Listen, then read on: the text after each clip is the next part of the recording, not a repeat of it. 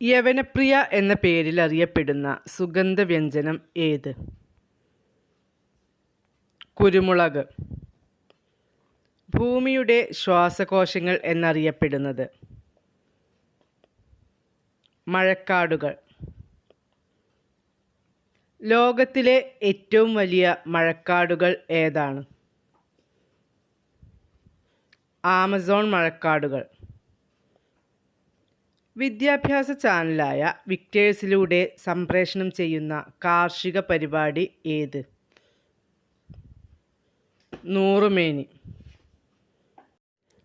കേരളത്തിൽ കർഷക ദിനമായി ആചരിക്കുന്നത് എന്നാണ്? ചിങ്ങം 1.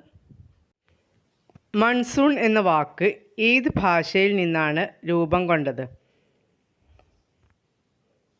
അറബി ഭാഷയിൽ നിന്ന്.